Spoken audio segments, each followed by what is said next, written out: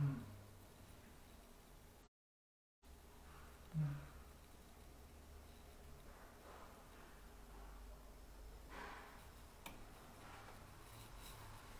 Mas, junte o acordo e veja o que o juiz vai fazer.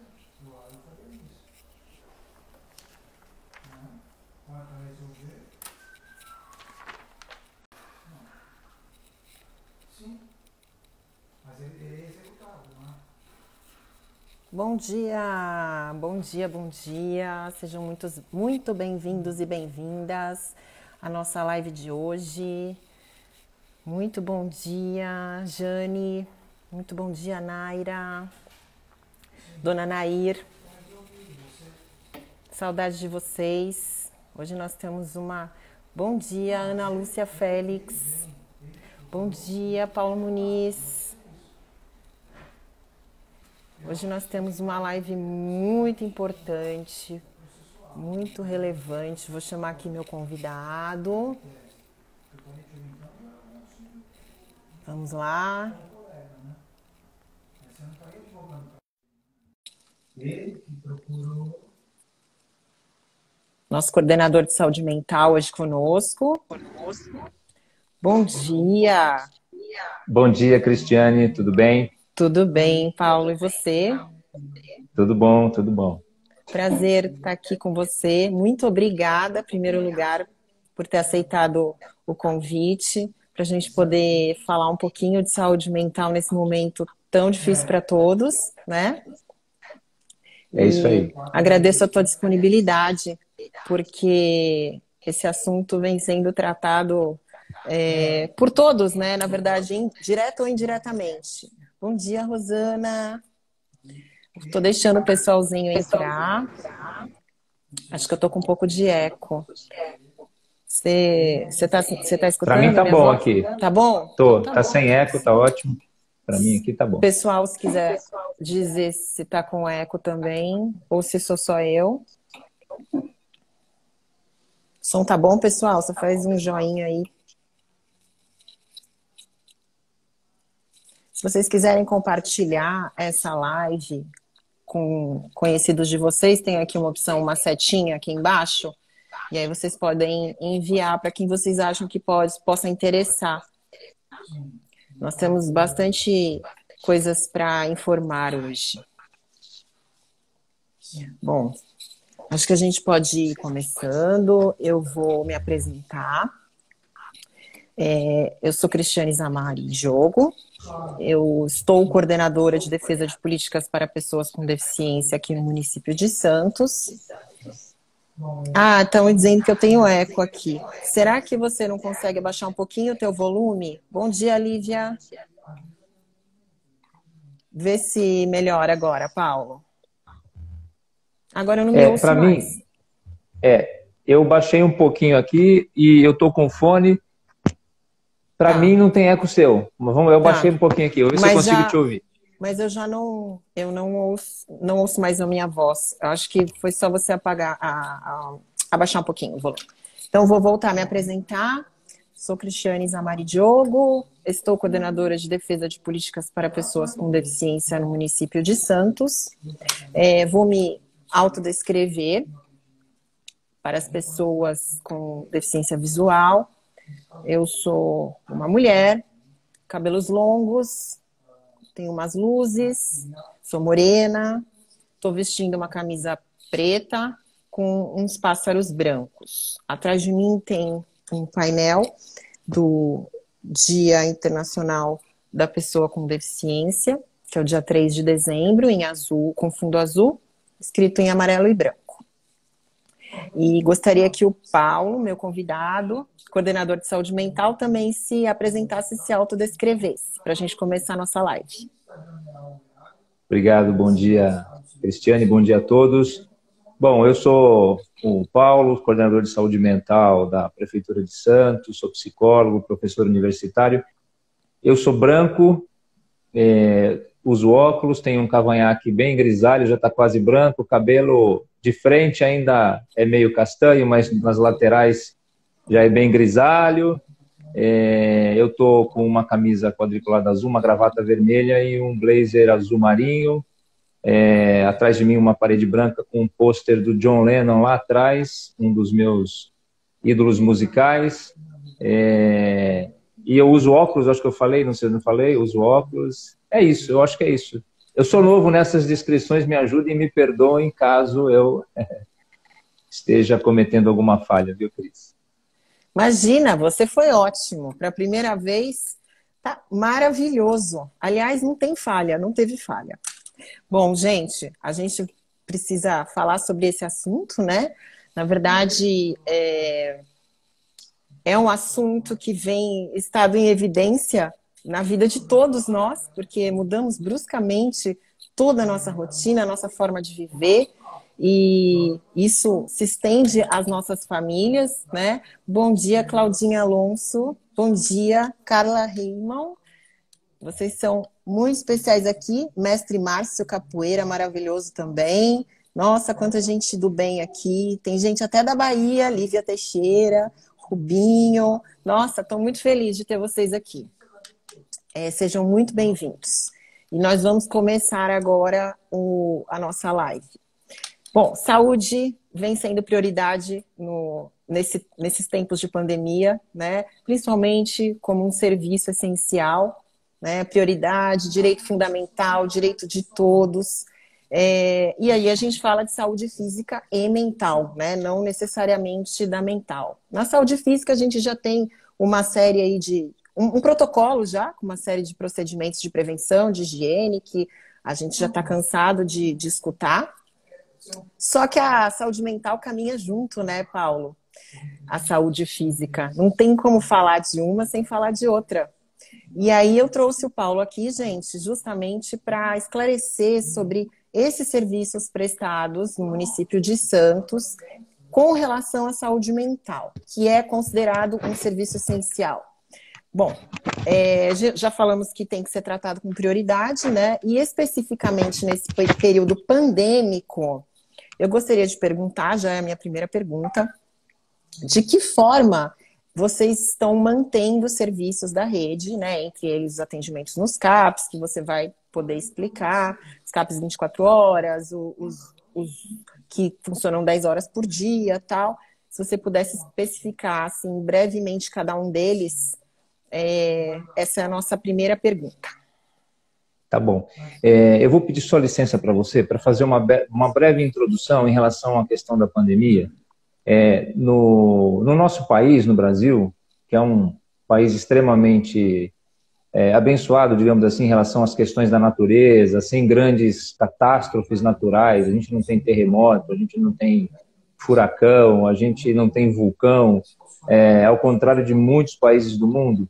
A gente vive aí uma certa tranquilidade em termos desses impactos ambientais e, de uma certa forma, para uma boa parte da população, uma certa tranquilidade, excepcionando-se aquelas pessoas em alta vulnerabilidade, que estão sempre com bastante questões importantes em relação à saúde, mas a gente, há 100 anos que não tem um evento tão impactante no Brasil. E eu digo no Brasil porque alguns países da Europa, da Ásia, Oriente Médio, vivem questões de guerra, vivem questões de catástrofes que são outras catástrofes e que também impactam muito fortemente na vida dessas populações, desses países, dessas nações. A gente não via algo a nossa geração, a geração dos nossos pais, nunca viu isso, né? Então isso é uma coisa que tanto a ciência, né, tanto os nossos cientistas, os profissionais de saúde, gestores, trabalhadores e a população em geral estão se deparando com uma novidade triste, dura, cruel e que a gente nunca tinha visto antes. Eu faço essa introdução, Cris, e aqueles que estão acompanhando aqui a nossa live, porque a gente também está aprendendo a construir uma nova realidade de vida e, portanto, uma nova realidade na gestão da saúde. Agora eu vou objetivamente para a tua pergunta, né? Nós estamos na saúde mental com todas as unidades funcionando, nós não paramos em nenhum momento de funcionar, nós não fechamos serviços, não é? É claro que por recomendações técnicas, científicas e, consequentemente, da área da saúde, nós tivemos que modificar a maneira com que a gente atende as pessoas, seguindo as diretrizes da saúde municipal, da Secretaria de Saúde, do governo municipal, para a segurança de todas as pessoas, principalmente das pessoas que são usuários do nosso sistema. E também para a segurança dos nossos trabalhadores, que são aquelas pessoas que ficam no front, que ficam atendendo, não pararam de atender, né, as pessoas que precisam de atendimento em saúde.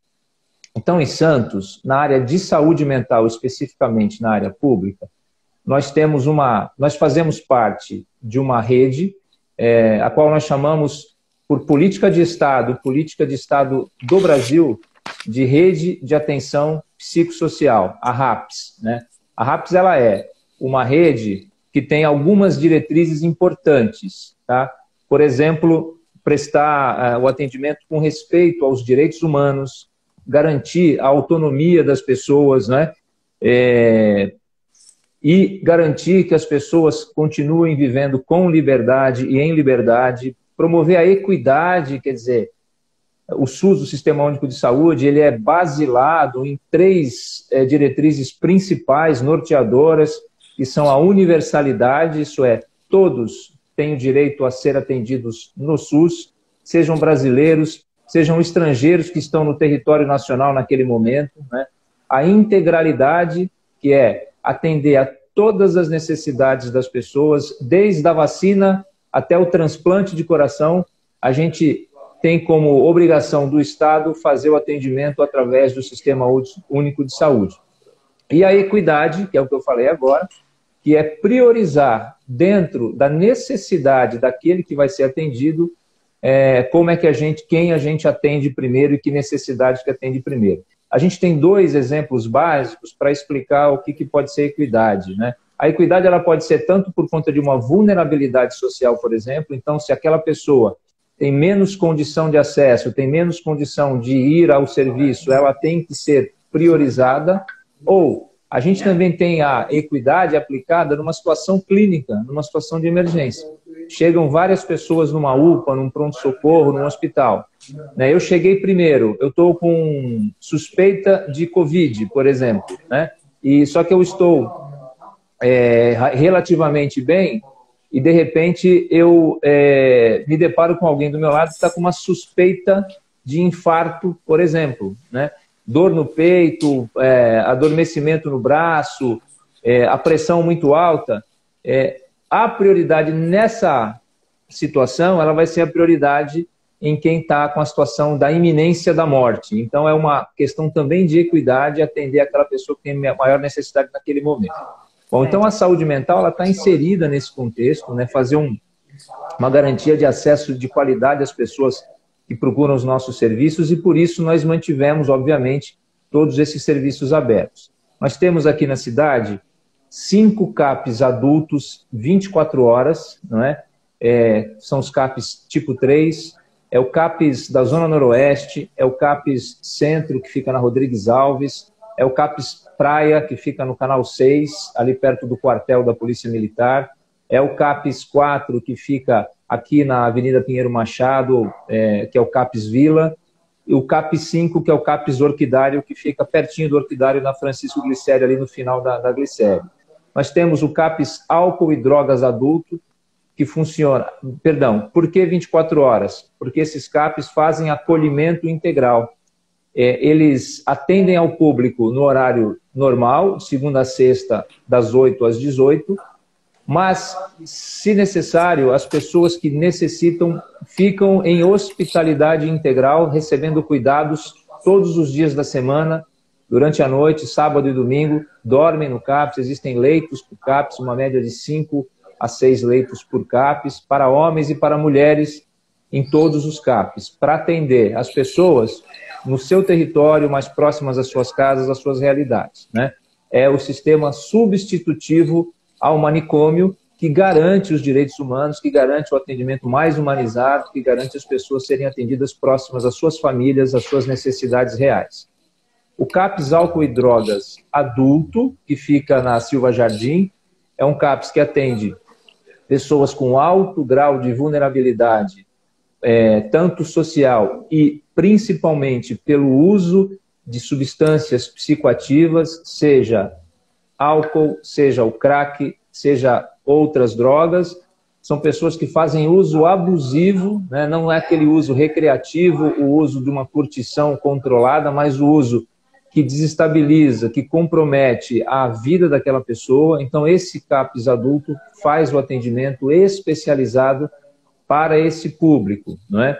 A gente tem, além desses CAPS que eu falei, mais 3 CAPS infanto-juvenis, sendo um na Zona Noroeste, e 2 aqui nesta região da cidade. Um fica na Campos Melo, é o CAPS infanto-juvenil Tô Ligado. Ele também tem especialidade em álcool e drogas para adolescentes, não é? Raramente a gente tem caso de criança que faz uso abusivo de alguma substância, é muito raro, quase nenhum caso por ano. Historicamente, esses casos são muito raros, são muito fora da curva. Os casos de álcool e drogas fora da maioridade geralmente acontecem com adolescentes, então esse CAPS ele faz o atendimento também nesse perfil, além de fazer o atendimento de transtornos mentais e de outras questões de sofrimento, que são sofrimentos psicossociais, não é? Necessidades psicossociais. Esse CAPS infanto-juvenil é 24 horas, eu estou ligado, ele também faz hospitalidade integral, né? Então, se há necessidade de internação por qualquer questão que a equipe, os outros serviços e a família entendem que há necessidade, é feita a combinação e essa criança ou esse adolescente também ficam em hospitalidade integral conosco. E o CAPS infantil Tamo Junto, que é o CAPS infantil mais novo, que é o equipamento mais novo da saúde mental no momento. A gente inaugurou no final do segundo semestre do ano passado. Fica na Pinheiro Machado aqui 769, que também é um CAPS infanto-juvenil que não trabalha com internação e que trabalha com atendimento de segunda a sexta também. Todo o acolhimento nos CAPS, Cris, é por demanda espontânea. Não há necessidade de encaminhamento prévio, não há necessidade de passar em outro serviço, não é? Os casos de CAPS, até para esclarecimento, Centros de Atenção Psicossocial, que são os CAPs, né? Antigos NAPs na cidade. Eu ia pedir para você traduzir para quem não conhece a sigla. Obrigado. A gente vai, né, no embalo. Imagina. Então, os CAPs, eles são serviços que não há necessidade de encaminhamento. Também, obviamente, como qualquer serviço, se faz encaminhamento para o CAPS. Às vezes a pessoa passa numa UBS, numa policlínica, numa unidade especializada, e o profissional ou a equipe que atende, a equipe de saúde, percebe que aquela pessoa necessita de uma avaliação, de um acolhimento, e é feito o encaminhamento.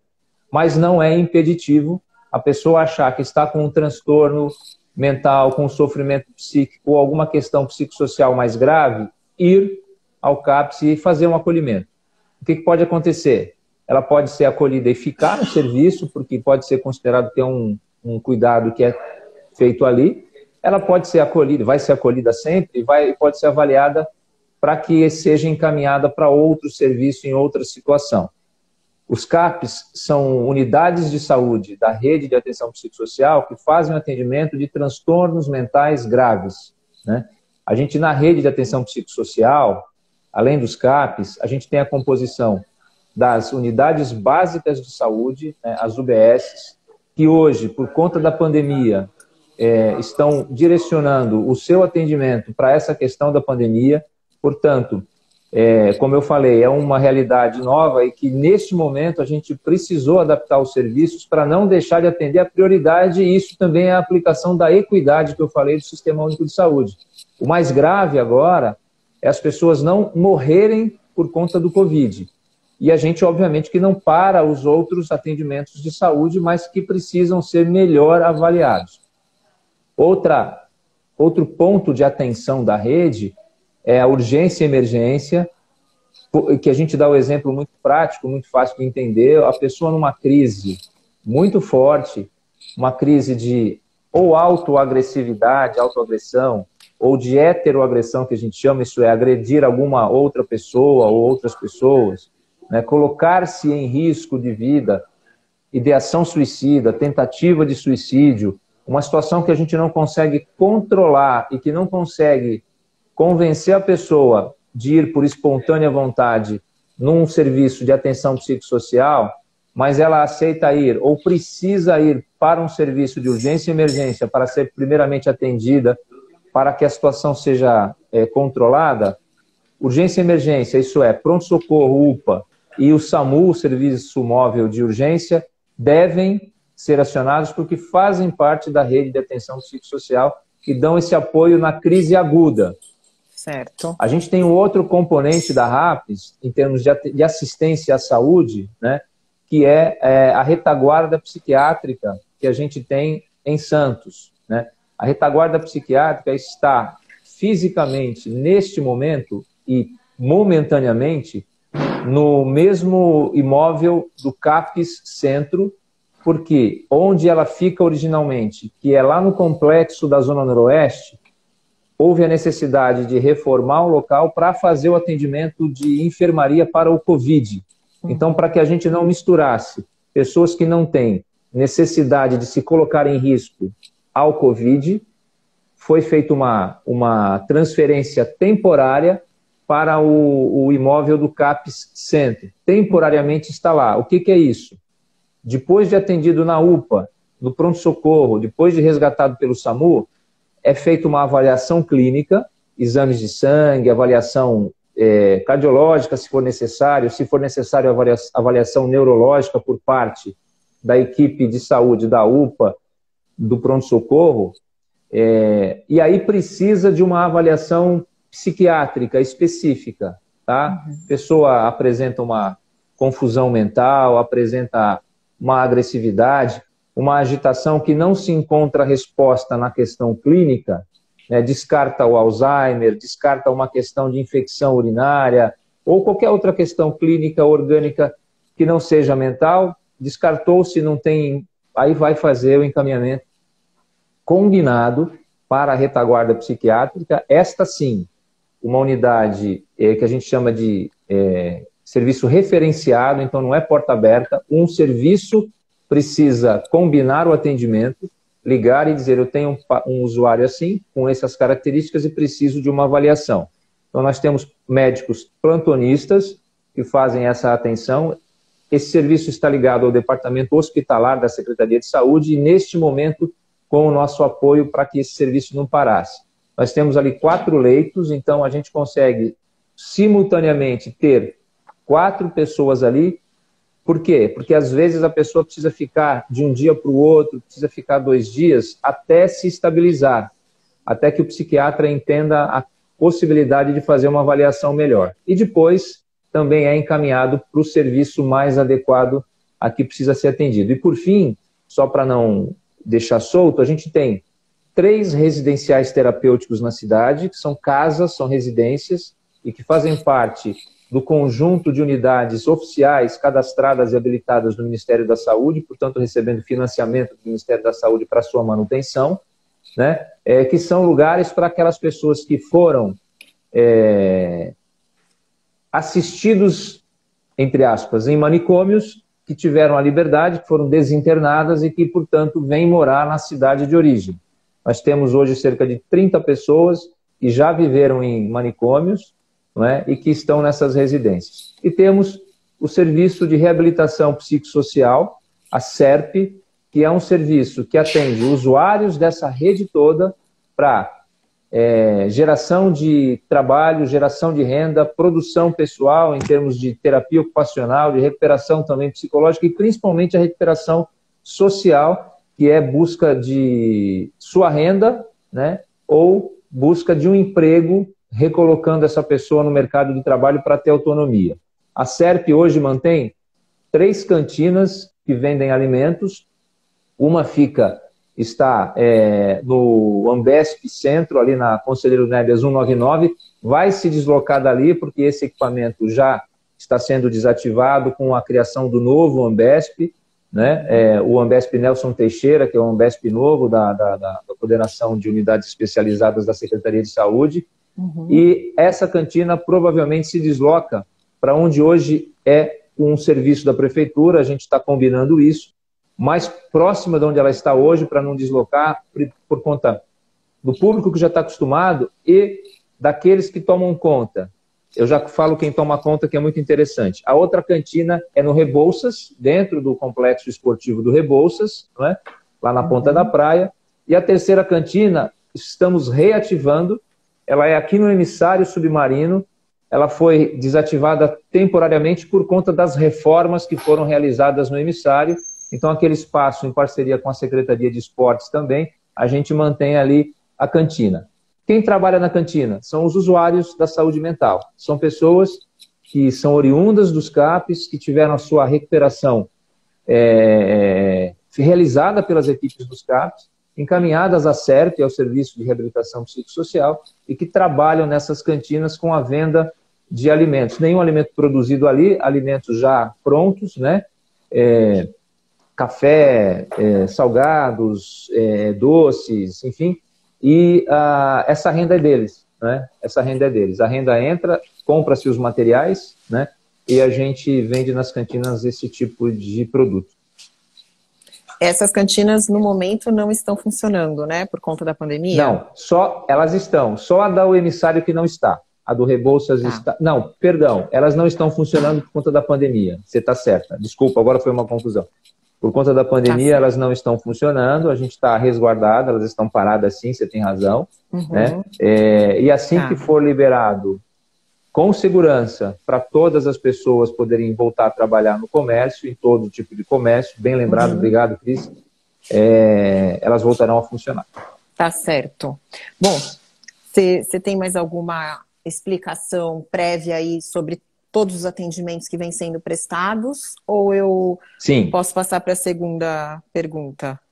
Não, pode passar para a segunda pergunta, tranquilo. Posso? Então vamos lá. A gente sabe, né, que por conta da pandemia, toda hora a gente começa com essa fala. A gente teve que se readequar em todos os serviços, todos os trabalhos tiveram que sofrer readequação, né? Seja no público como no privado. E, desse modo, se faz necessário o atendimento remoto ou o teleatendimento.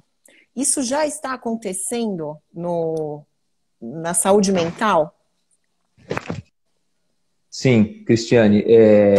Logo que a gente precisou readequar o nosso atendimento, né? Por quê?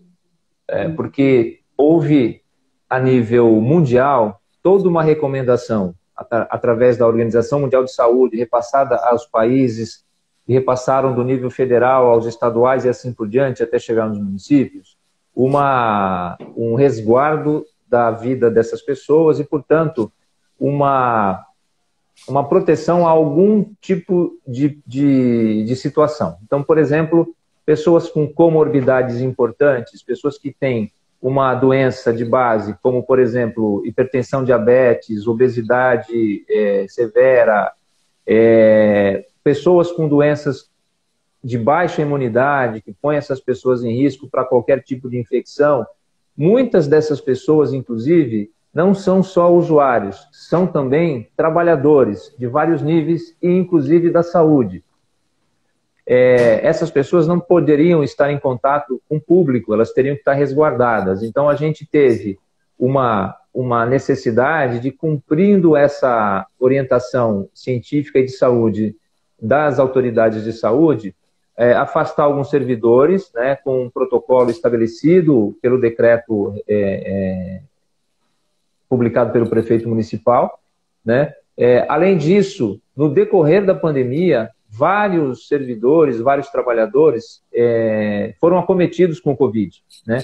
De forma moderada, severa e alguns de forma grave. A gente, inclusive, infelizmente, teve a perda de alguns servidores, de alguns colegas que, infelizmente, faleceram por conta do Covid.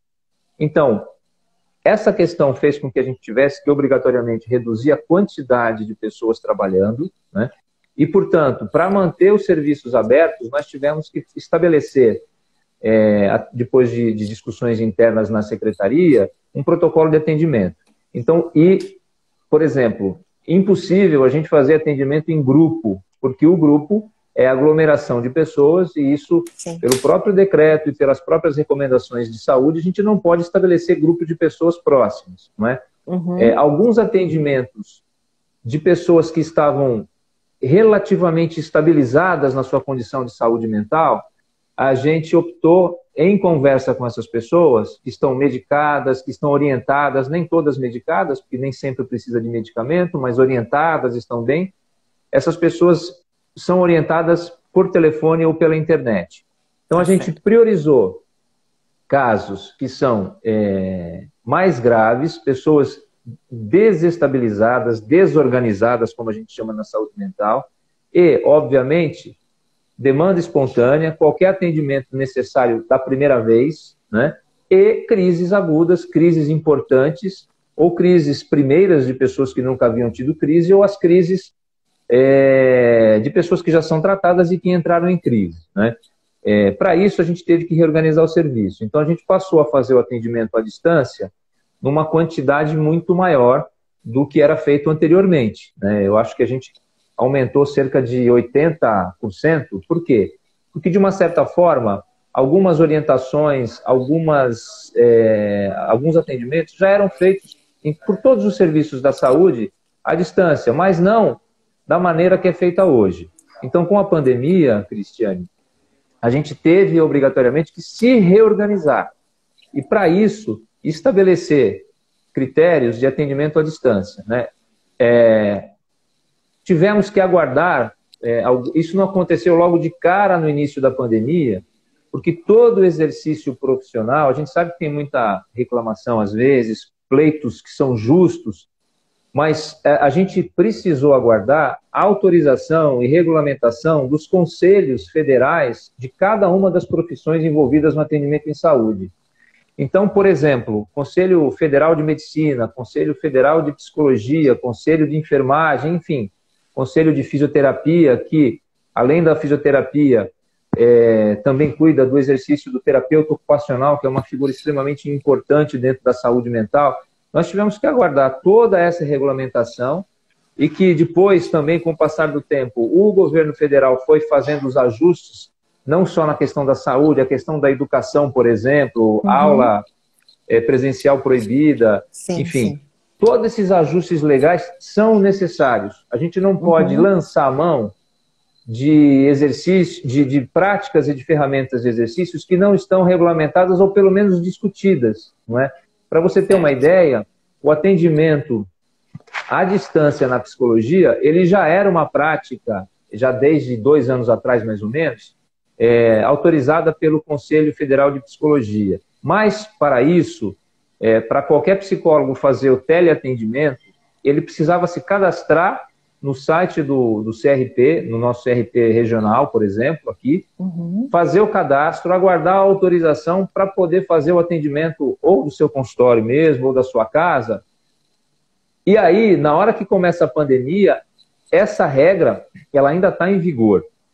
O CRP abre mão destas etapas que são um pouco demoradas e informa depois de um tempo, né, até de um tempo rápido, que os profissionais, até por conta da alta procura, todo mundo começou a procurar autorização, estariam, por conta da pandemia, previamente autorizados, contanto que seguissem as regras, obviamente, de ética do atendimento dentro da profissão.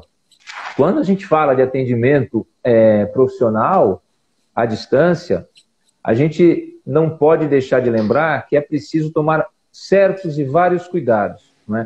A questão, por exemplo, do sigilo. Se eu vou atender um adolescente, uma criança ou mesmo um adulto, eu tenho que ter certeza de que ele está num ambiente seguro e que se há uma questão sigilosa entre o profissional e aquele usuário, por exemplo, ela tem que ser garantida. E nem todo mundo consegue ter um ambiente, um espaço, para que isso seja garantido. As pessoas também, às vezes, confundem, e não é por maldade, é porque não estamos acostumados. Então, se eu vou atender, por exemplo, você na sua casa, tanto eu, profissional, tenho que estar num ambiente que ninguém invada, que não passe ninguém atrás de mim, que ninguém escute o que eu estou falando com você. Não adianta não aparecer na filmagem, na conversa, mas não pode estar presente. Porque eu não posso atender alguém com uma pessoa da minha família escutando o que eu estou falando, né? Eu não posso atender alguém que, do outro lado também, essa pessoa não tenha segurança de que ela está no ambiente que ela está confortável.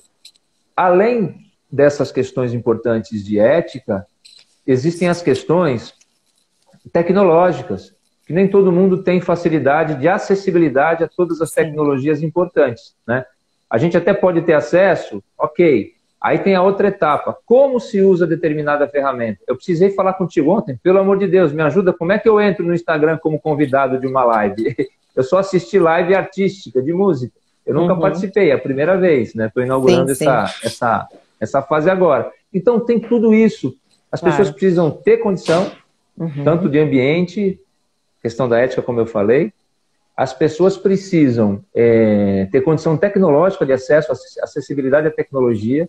Às vezes a pessoa tem dinheiro para 20 minutos de ligação, porque o pacote de dados do celular dela não possibilita que ela fale mais de 20 minutos. A gente precisa se ajustar a tudo isso, dependendo da pessoa, né? Então essas condições são assim. Hoje a gente consegue fazer muito melhor, a gente vai aprendendo, né?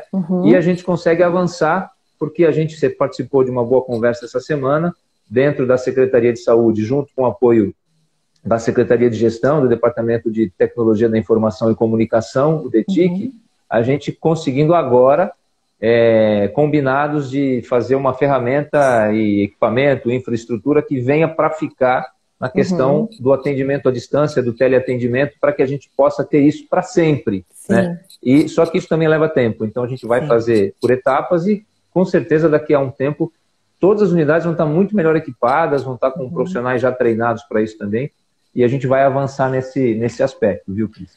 Ou seja, o atendimento remoto e o teleatendimento vem sendo feito da maneira que vocês encontraram no momento, com os recursos que vocês conseguiram no momento, para não desamparar esse público. Mas a gente já está pensando nesse tipo de plataforma, até para que tenha maior organização de atendimento desse público, né, que realmente precisa. Isso. E lembrando também que esse atendimento se estende aos cuidados da família, né? Não só do paciente. Isso é muito importante a gente dizer. E... Você tocou num... Pode falar. Continua. Não, você tocou... Tem um ponto interessante, a coisa do equipamento. Tem uma outra questão do equipamento, que não basta a gente ter o equipamento, você tem que ter todas as condições de segurança para fazer isso. Então, existe invasão de plataforma, existe hackeamento, existe uma questão de que quando você abre um canal de comunicação ao vivo dentro de uma prefeitura, você tem que ter a certeza de que todos os dados daquela prefeitura não possam ser prejudicados, invadidos e roubados ou deletados por invasões. Então, tem toda uma tecnologia por trás que a gente não pode esquecer disso. Então, não dá, por exemplo, para pensar que de um dia para a noite a gente consegue resolver isso. Mas, como você falou, tem uma coisa do voluntarismo, inclusive do povo brasileiro, que é muito interessante, né, que na hora H, na necessidade, todo mundo se vira, né? Logo no início da pandemia, o movimento de profissionais atendendo gratuitamente, né, foi uma coisa fantástica, uma coisa muito bonita de se ver. Verdade. Várias organizações, instituições, pessoas individualmente, grupos de colegas, tal, montando grupos para atendimento gratuito, para apoio a pessoas e para profissionais da pandemia. E nessa questão da prefeitura, claro que tem hora que a gente pega o telefone pessoal para não deixar de atender e faz isso. Todos os trabalhadores que têm essa possibilidade, nem todos têm, fazem isso por quê? Porque é para não deixar de atender. Só que não dá para se perpetuar isso. Então precisa organizar, institucionalizar o uso para a gente poder ter essa segurança toda, Cris. E aí quando a gente faz esse atendimento diariamente hoje. Do paciente que estava em casa e que está em casa, que não pode ir, não precisa ir, mas precisa de uma orientação, grupo inclusive, né? Por exemplo, tem funcionado muito bem, até porque a gente sabe que esse público gosta, grupo de adolescente por WhatsApp, grupo de adolescente por uma plataforma de teleconferência, e aí você consegue também com essas plataformas projetar documentos, filmes, vídeos, então tem sido muito produtivo, muito benéfico para essas pessoas, né? Uma dúvida que a pessoa tem com medicação, não está dando certo, não precisa ir na unidade, liga para a unidade. Isso aí. Né? Olha, não está dando certo, tal. ó, o médico não está aqui agora, liga amanhã ou nós vamos ligar assim que ele chegar. A gente tem feito isso bastante, né? E da própria unidade também, os profissionais estando na unidade, fazendo esse atendimento individual, o apoio familiar, como você bem falou, Por ou em telefone grupo também. por telefone também. Tá, então o teleatendimento está acontecendo, ainda que não seja de uma maneira bem estruturada, como a gente falou, mas está em caminhos de, né? Estamos já conversando sobre isso, e isso já é muito bom, mas já está acontecendo. Sim. Tem uma outra questão, é que os telefones de qualquer instituição hoje, eles servem para aquilo que eles sempre serviram, quer dizer, não para atendimento de um modo geral. E eles continuam sendo ferramentas administrativas, ferramentas para contatos outros, e que a gente também tem que fazer essa gestão. A gente não pode, olha, a partir de hoje o telefone da unidade é só para teleatendimento. É impossível fazer isso. Repito, a pandemia chegou, e com ela chegam várias questões importantes, problemas que a gente vai se adaptando agora para o restante da nossa caminhada aí para o futuro. Ótimo, maravilha.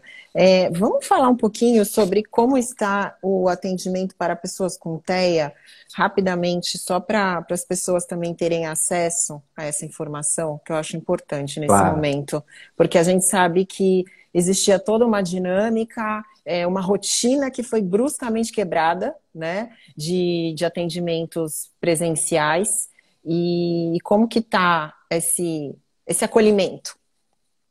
Tá. Então, como eu falei para você, a gente não interrompeu nenhum tipo de atendimento na rede dos CAPs, né? A gente continua atendendo, seguindo essa questão de que, dependendo da segurança que exige aquele atendimento daquele usuário, a gente ou atende presencialmente, continua atendendo presencialmente, ou atende à distância. Inclusive, faz atendimento domiciliar, se for preciso? Sim, a gente diminuiu bastante alguns atendimentos domiciliares para a segurança das famílias, porque nós circulamos com um público muito grande. Então, nós estamos nas unidades, as pessoas vêm às unidades, nós temos os nossos servidores que estão na ponta, têm contato diário com várias pessoas, né? E um parêntese aí nesse vírus, não é a minha área, a questão clínica do vírus, mas de conhecimento geral. Esse vírus tem um problema muito grave, porque a transmissão dele se dá por duas vias, de modo geral. Quando a pessoa está contaminada pelo vírus, então ela está com o Covid, que é essa doença, então ela pode, pela saliva, pelas gotículas, transmitir o vírus, mas qualquer um de nós pode carregar o vírus de superfícies que a gente toca, não estando doente, e levar para alguém, e aí a pessoa pode se contaminar. Certo. Então, porque ele tem uma sobrevida fora do organismo muito longa e é muito resistente. Então, é um complicador desse. É o que nos prejudica muito, essa questão do vírus, né? A transmissão dele por vias que não são a via do contato do doente só. Bom, por isso a gente precisa e precisou, como eu falei lá no início, dar uma regulada nisso. A gente continua atendendo, as pessoas precisam insistir. É claro que nessas situações a gente pode ter algumas falhas, porque isso vai acontecer, acontece no cotidiano sem a pandemia. Com a pandemia, provavelmente a gente teve algumas dificuldades maiores, né? Até porque todos somos pessoas, né? Todos têm medo, todos estão com... E é bom ter medo, porque se a gente relaxar agora, a gente fica mais vulnerável. A gente ainda não pode relaxar nas questões do autocuidado, lavar as mãos, usar máscara, né? Eu não estou usando máscara agora e nem você, porque nós estamos... Eu estou aqui sozinho num lugar, você está aí sozinho no outro lugar. Mas acabando de falar, quando a gente está fazendo a live, por exemplo, dentro da Secretaria de Saúde, se eu estou sem máscara, e geralmente eu faço com máscara, mas mesmo com a máscara, eu tenho que higienizar. Quando a gente fala muito sobre algum objeto, sobre a nossa bancada, a nossa mesa, a gente precisa higienizar tudo logo em seguida. Chegou para trabalhar, todo dia, quando eu chego na Secretaria de Saúde, a primeira coisa que eu faço é entrar, lavar as mãos no banheiro, fazer a higienização com álcool na minha mesa, no teclado do computador, no mouse, com cuidado, né, para não borrifar e não estragar o equipamento, mas com bastante cuidado, limpar tudo antes de usar. Né? Isso a gente vai ter que continuar fazendo por muito tempo. E o uso de máscaras. Vai virar parte da nossa rotina. Os autistas são um público, as crianças e alguns adultos com transtorno do espectro do autista, são um público extremamente vulnerável também, né? São pessoas que precisam de atenção mais específica voltada às suas questões, né? Assim como outras pessoas que têm algum tipo de deficiência ou algum tipo de questão, e a gente sabe que essa dificuldade na pandemia, ela aumentou em demasia para as famílias que precisam ficar com essas pessoas em casa, não é?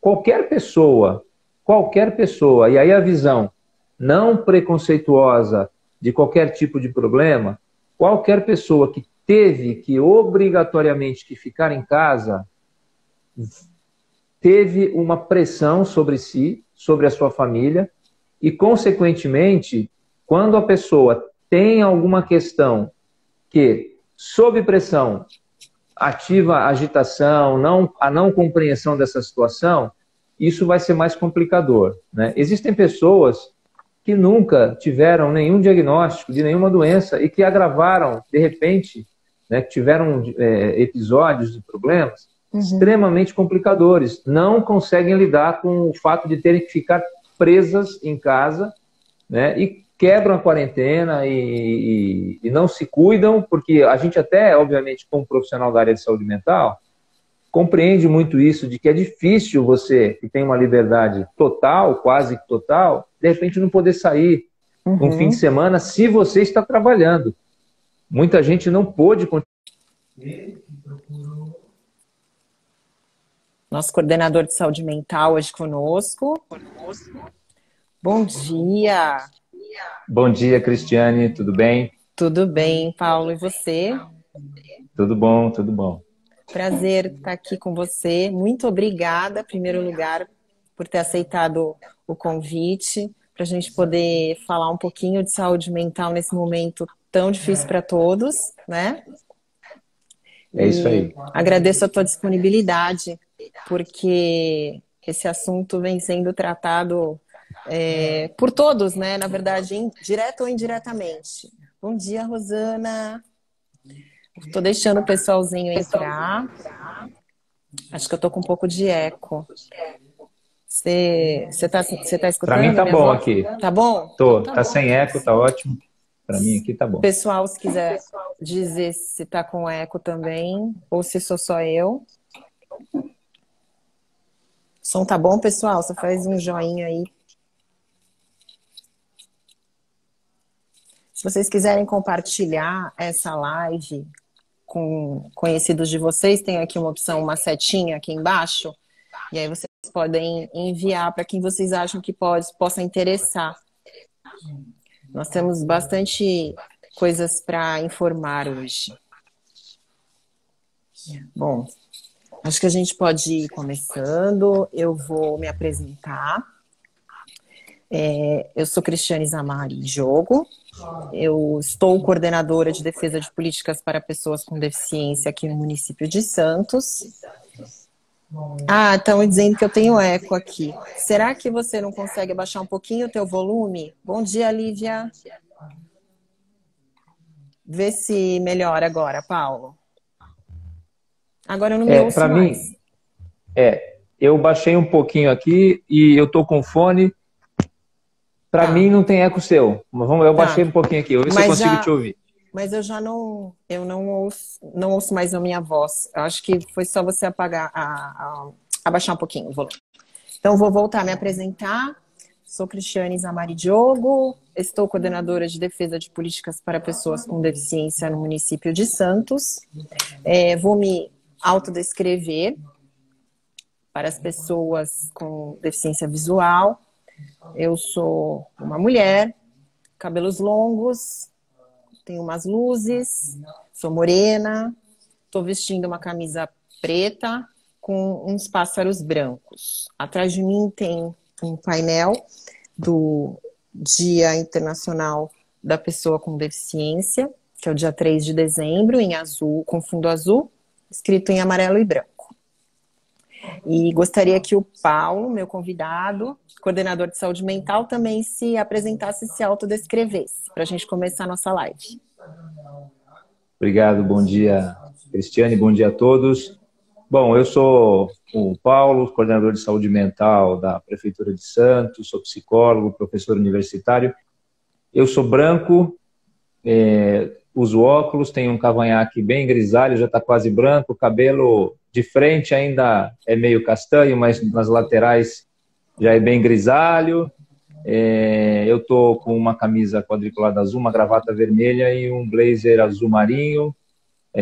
Atrás de mim uma parede branca com um pôster do John Lennon lá atrás, um dos meus ídolos musicais. E eu uso óculos, acho que eu falei, não sei se eu não falei, uso óculos. É isso, eu acho que é isso. Eu sou novo nessas descrições, me ajudem e me perdoem caso eu esteja cometendo alguma falha, viu, Cris? Imagina, você foi ótimo. Para a primeira vez, tá maravilhoso. Aliás, não tem falha, não teve falha. Bom, gente, a gente precisa falar sobre esse assunto, né? Na verdade, é um assunto que vem estado em evidência na vida de todos nós, porque mudamos bruscamente toda a nossa rotina, a nossa forma de viver, e isso se estende às nossas famílias, né? Bom dia, Claudinha Alonso. Bom dia, Carla Reimann. Vocês são muito especiais aqui. Mestre Márcio Capoeira, maravilhoso também. Nossa, quanta gente do bem aqui. Tem gente até da Bahia, Lívia Teixeira, Rubinho. Nossa, estou muito feliz de ter vocês aqui. Sejam muito bem-vindos. E nós vamos começar agora a nossa live. Bom, saúde vem sendo prioridade nesses tempos de pandemia, né? Principalmente como um serviço essencial, né? Prioridade, direito fundamental, direito de todos. E aí a gente fala de saúde física e mental, né? Não necessariamente da mental. Na saúde física a gente já tem uma série aí de um protocolo já, com uma série de procedimentos de prevenção, de higiene, que a gente já está cansado de escutar.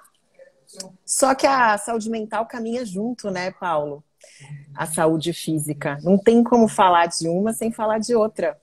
E aí eu trouxe o Paulo aqui, gente, justamente para esclarecer sobre esses serviços prestados no município de Santos com relação à saúde mental, que é considerado um serviço essencial. Bom, já falamos que tem que ser tratado com prioridade, né? E especificamente nesse período pandêmico, eu gostaria de perguntar, já é a minha primeira pergunta, de que forma vocês estão mantendo os serviços da rede, né? Entre eles os atendimentos nos CAPs, que você vai poder explicar, os CAPs 24 horas, os que funcionam 10 horas por dia, tal. Se você pudesse especificar, assim, brevemente cada um deles. Essa é a nossa primeira pergunta. Tá bom. Eu vou pedir sua licença para você para fazer uma breve introdução em relação à questão da pandemia. No nosso país, no Brasil, que é um país extremamente abençoado, digamos assim, em relação às questões da natureza, sem grandes catástrofes naturais, a gente não tem terremoto, a gente não tem furacão, a gente não tem vulcão, ao contrário de muitos países do mundo.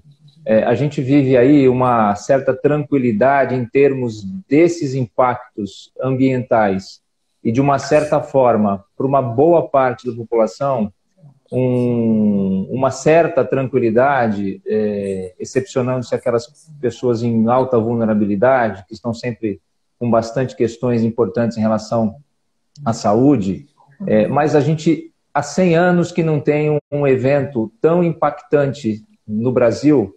E eu digo no Brasil porque alguns países da Europa, da Ásia, Oriente Médio, vivem questões de guerra, vivem questões de catástrofes que são outras catástrofes e que também impactam muito fortemente na vida dessas populações, desses países, dessas nações. A gente não via algo a nossa geração, a geração dos nossos pais, nunca viu isso, né?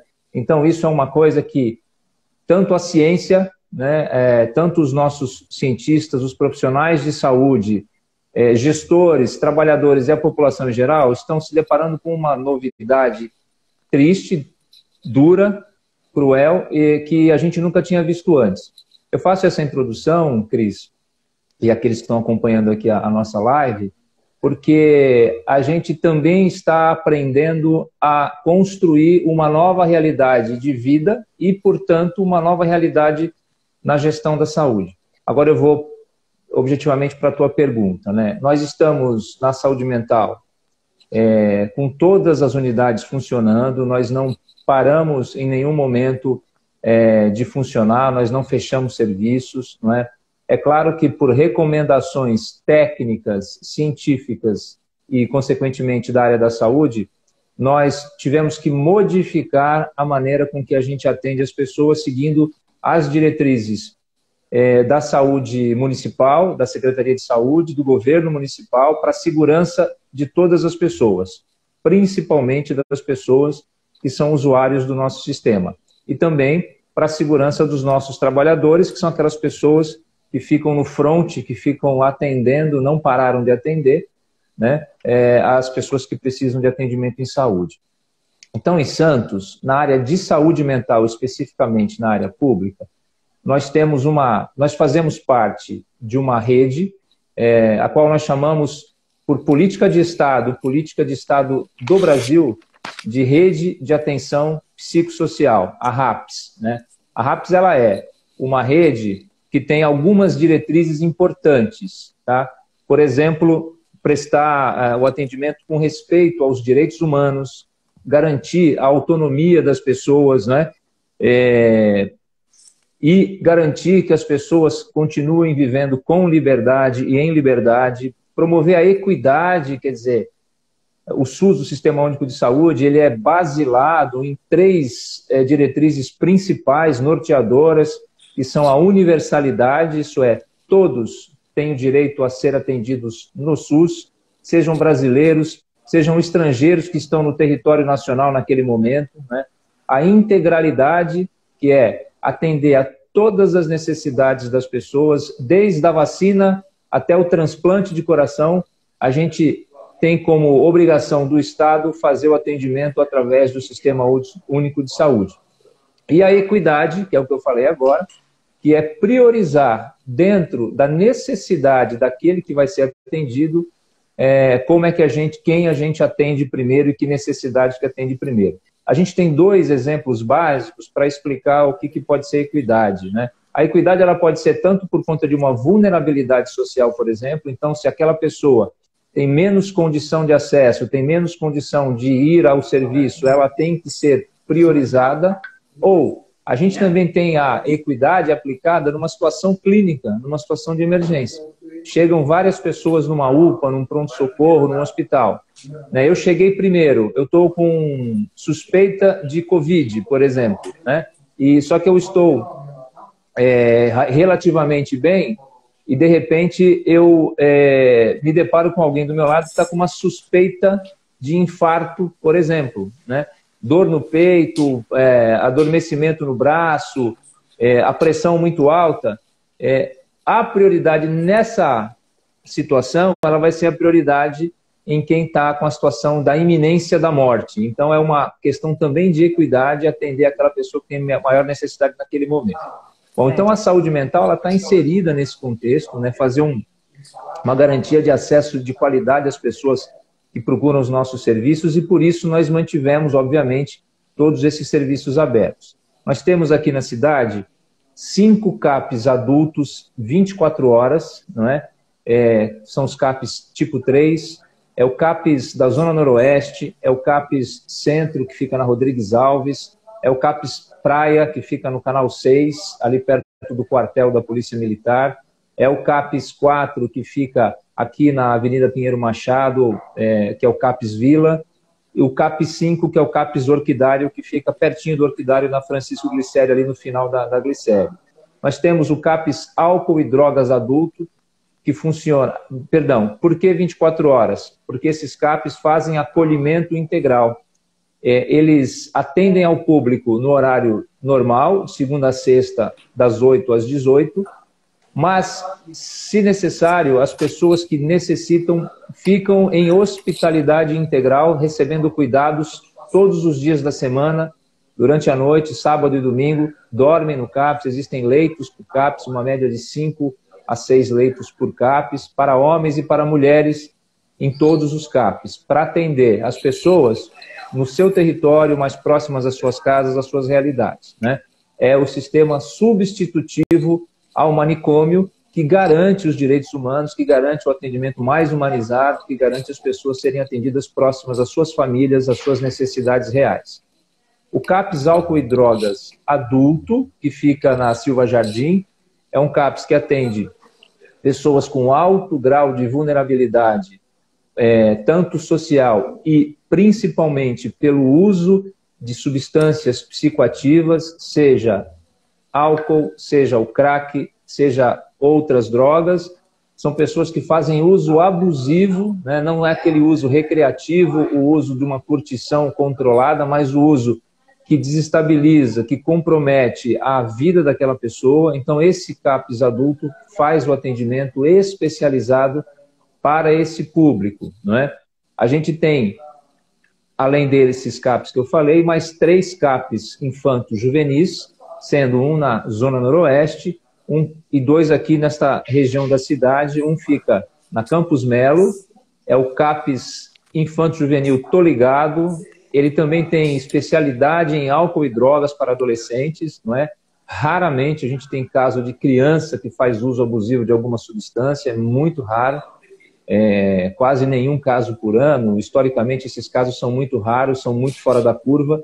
Os casos de álcool e drogas fora da maioridade geralmente acontecem com adolescentes, então esse CAPS ele faz o atendimento também nesse perfil, além de fazer o atendimento de transtornos mentais e de outras questões de sofrimento, que são sofrimentos psicossociais, não é? Necessidades psicossociais.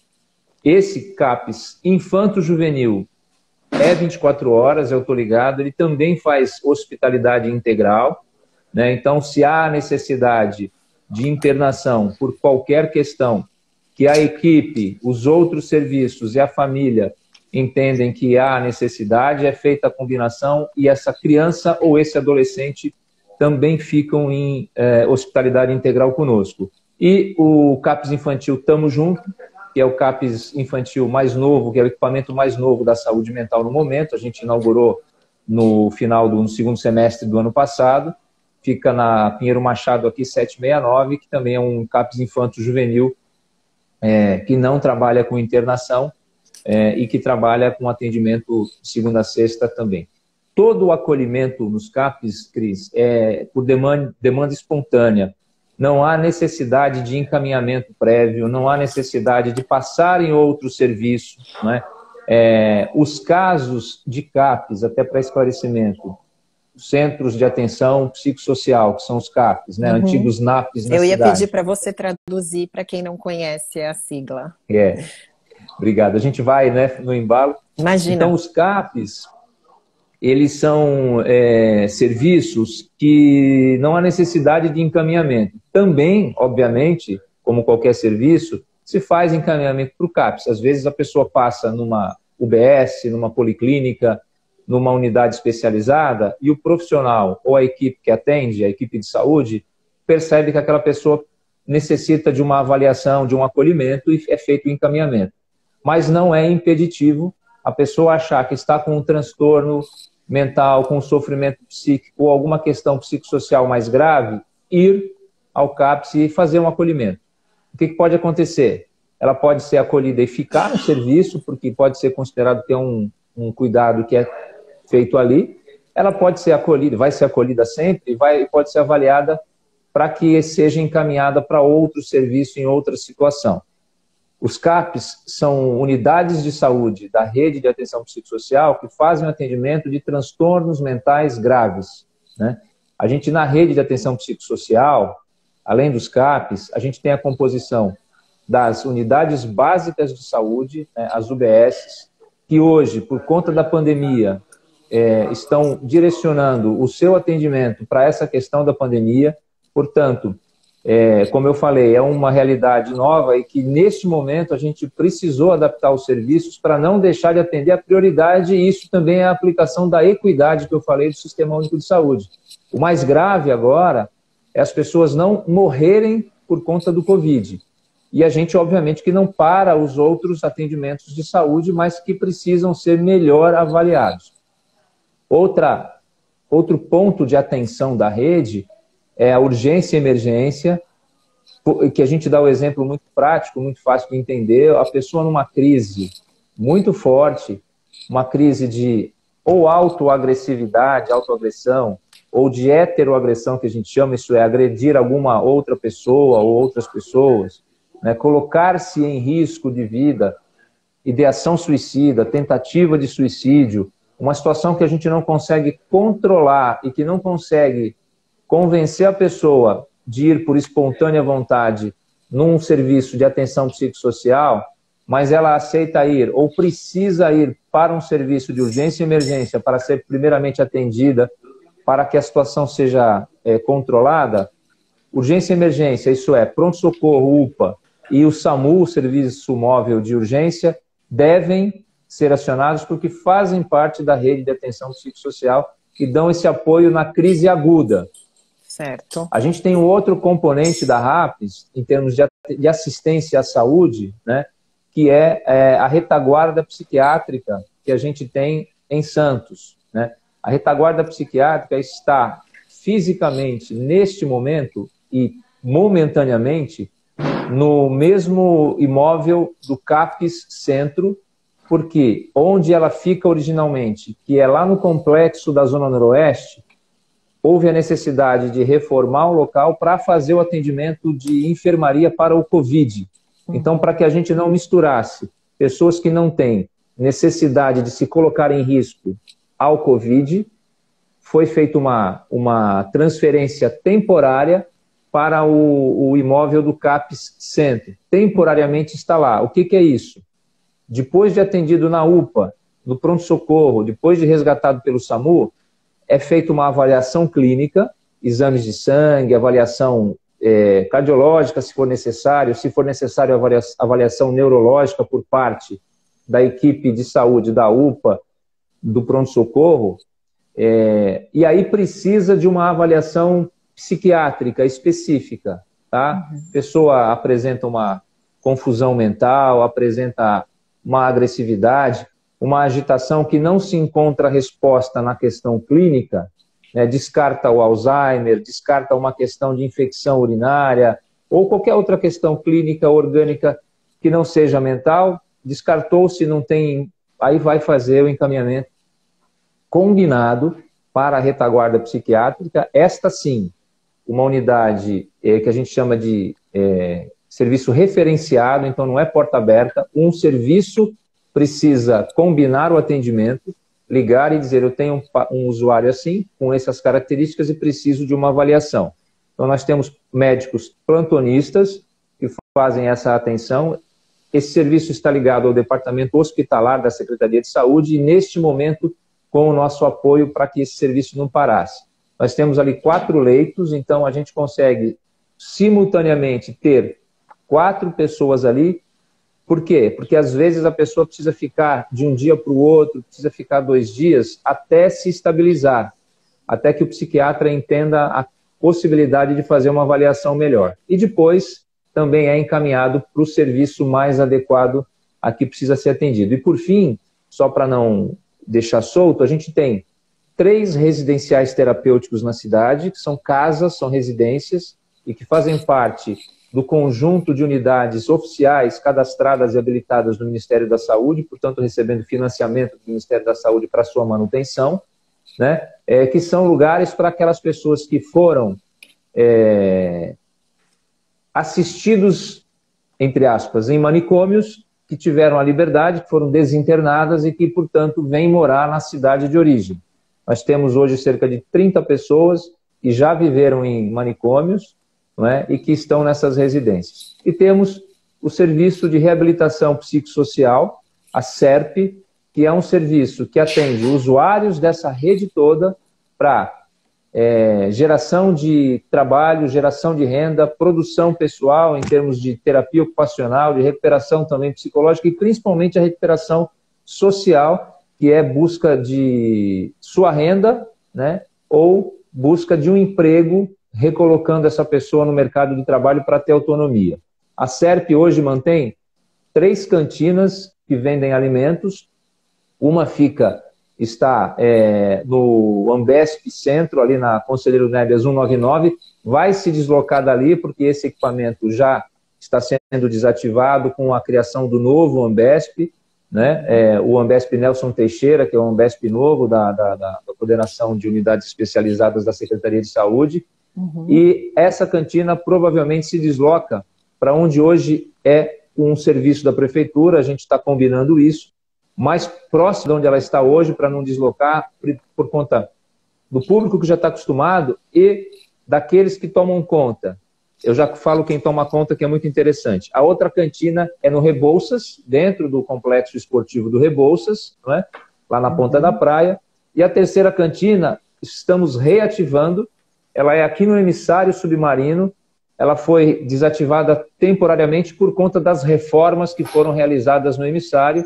Então, aquele espaço, em parceria com a Secretaria de Esportes também, a gente mantém ali a cantina. Quem trabalha na cantina são os usuários da saúde mental. São pessoas que são oriundas dos CAPs, que tiveram a sua recuperação realizada pelas equipes dos CAPs, encaminhadas à SERP, ao Serviço de Reabilitação Psicossocial, e que trabalham nessas cantinas com a venda de alimentos. Nenhum alimento produzido ali, alimentos já prontos, né? Café, salgados, doces, enfim. E essa renda é deles, né? Essa renda é deles. A renda entra, compra-se os materiais, né? E a gente vende nas cantinas esse tipo de produto. Essas cantinas, no momento, não estão funcionando, né? Por conta da pandemia? Não, elas estão. Só a da Emissário que não está. A do Rebouças está... Não, perdão. Elas não estão funcionando por conta da pandemia. Você está certa. Desculpa, agora foi uma confusão. Por conta da pandemia, elas não estão funcionando. A gente está resguardado, elas estão paradas sim, você tem razão. Né? E assim que for liberado, com segurança, para todas as pessoas poderem voltar a trabalhar no comércio, em todo tipo de comércio, bem lembrado, obrigado, Cris, elas voltarão a funcionar. Tá certo. Bom, você tem mais alguma explicação prévia aí sobre todos os atendimentos que vêm sendo prestados? Ou eu posso passar para a segunda pergunta? Não, pode passar para a segunda pergunta, tranquilo. Posso? Então vamos lá. A gente sabe, né, que por conta da pandemia, toda hora a gente começa com essa fala. A gente teve que se readequar em todos os serviços, todos os trabalhos tiveram que sofrer readequação, né? Seja no público como no privado. E desse modo se faz necessário o atendimento remoto ou o teleatendimento. Isso já está acontecendo na saúde mental? Sim, Cristiane. Logo que a gente precisou readequar o nosso atendimento, né? Por quê? Porque houve, a nível mundial, toda uma recomendação através da Organização Mundial de Saúde, repassada aos países, que repassaram do nível federal aos estaduais e assim por diante, até chegar nos municípios, um resguardo da vida dessas pessoas e, portanto, uma proteção a algum tipo de situação. Então, por exemplo, pessoas com comorbidades importantes, pessoas que têm uma doença de base, como, por exemplo, hipertensão, diabetes, obesidade severa, pessoas com doenças de baixa imunidade, que põem essas pessoas em risco para qualquer tipo de infecção. Muitas dessas pessoas, inclusive, não são só usuários, são também trabalhadores de vários níveis e, inclusive, da saúde. Essas pessoas não poderiam estar em contato com o público, elas teriam que estar resguardadas. Então, a gente teve uma necessidade de, cumprindo essa orientação científica e de saúde das autoridades de saúde, afastar alguns servidores, né, com um protocolo estabelecido pelo decreto publicado pelo prefeito municipal, né? Além disso, no decorrer da pandemia, vários servidores, vários trabalhadores foram acometidos com o Covid, né? De forma moderada, severa e alguns de forma grave. A gente, inclusive, infelizmente, teve a perda de alguns servidores, de alguns colegas que, infelizmente, faleceram por conta do Covid. Então, essa questão fez com que a gente tivesse que, obrigatoriamente, reduzir a quantidade de pessoas trabalhando, né? E, portanto, para manter os serviços abertos, nós tivemos que estabelecer, depois de discussões internas na secretaria, um protocolo de atendimento. Então, por exemplo, impossível a gente fazer atendimento em grupo, porque o grupo é aglomeração de pessoas e isso, sim, pelo próprio decreto e pelas próprias recomendações de saúde, a gente não pode estabelecer grupo de pessoas próximas, não é? Uhum. Alguns atendimentos de pessoas que estavam relativamente estabilizadas na sua condição de saúde mental, a gente optou, em conversa com essas pessoas, que estão medicadas, que estão orientadas, nem todas medicadas, porque nem sempre precisa de medicamento, mas orientadas, estão bem. Essas pessoas são orientadas por telefone ou pela internet. Então, a gente priorizou casos que são mais graves, pessoas desestabilizadas, desorganizadas, como a gente chama na saúde mental, e, obviamente, demanda espontânea, qualquer atendimento necessário da primeira vez, né?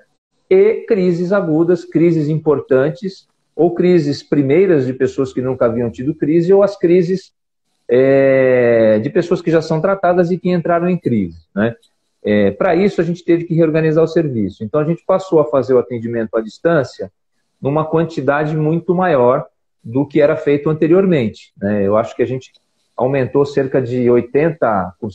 Por quê?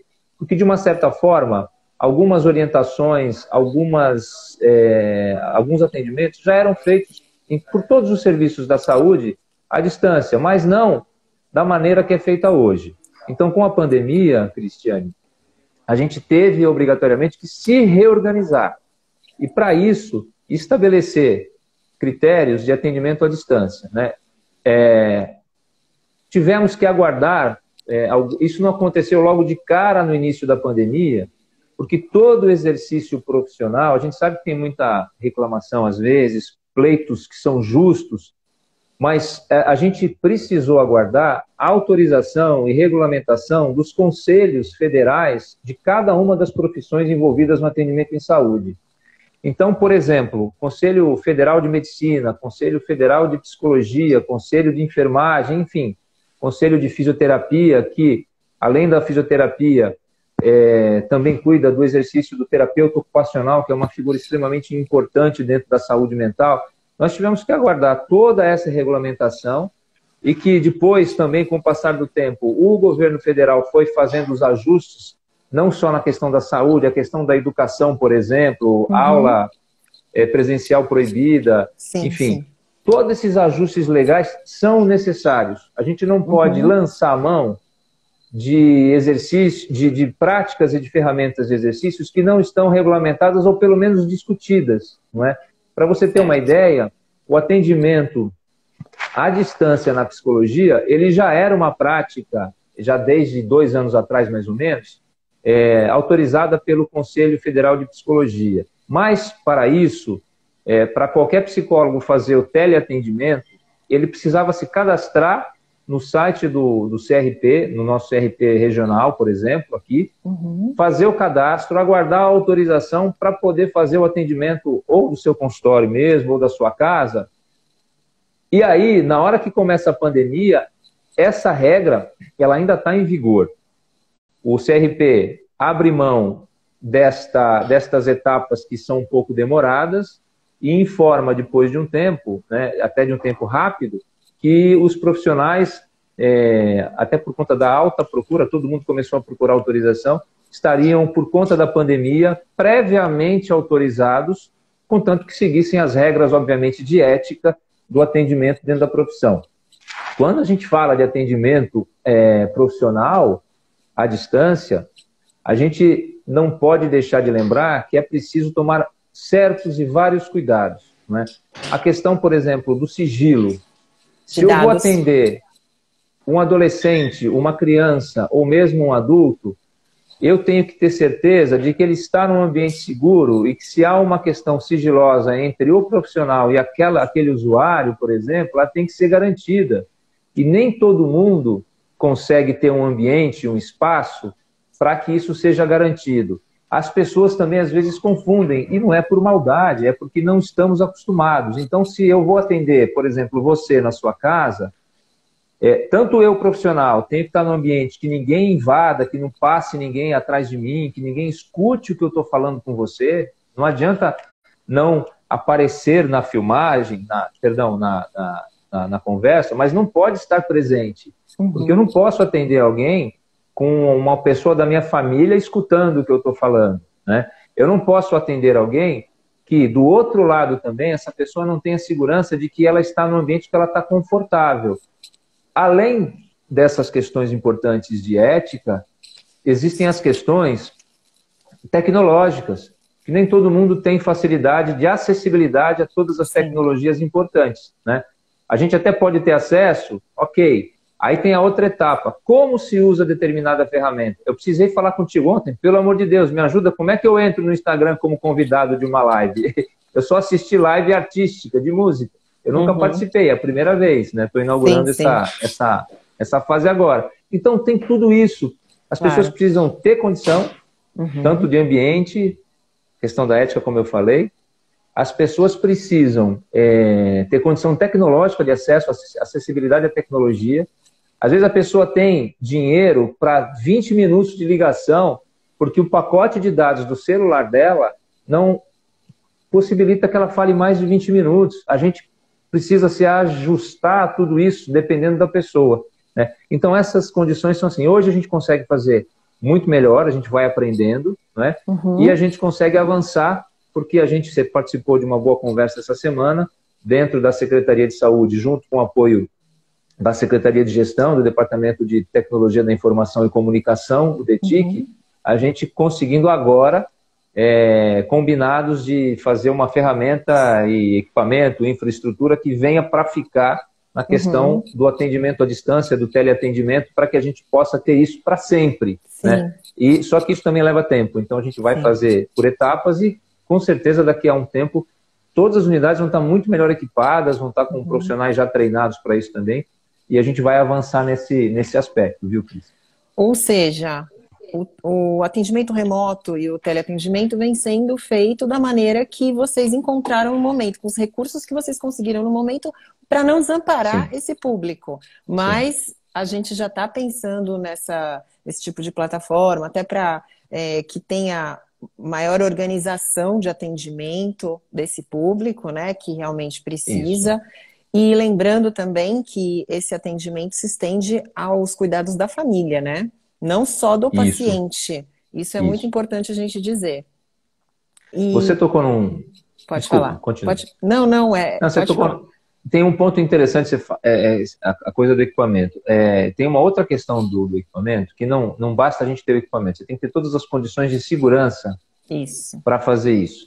Então, existe invasão de plataforma, existe hackeamento, existe uma questão de que quando você abre um canal de comunicação ao vivo dentro de uma prefeitura, você tem que ter a certeza de que todos os dados daquela prefeitura não possam ser prejudicados, invadidos e roubados ou deletados por invasões. Então, tem toda uma tecnologia por trás que a gente não pode esquecer disso. Então, não dá, por exemplo, para pensar que de um dia para a noite a gente consegue resolver isso. Mas, como você falou, tem uma coisa do voluntarismo, inclusive do povo brasileiro, que é muito interessante, né, que na hora H, na necessidade, todo mundo se vira.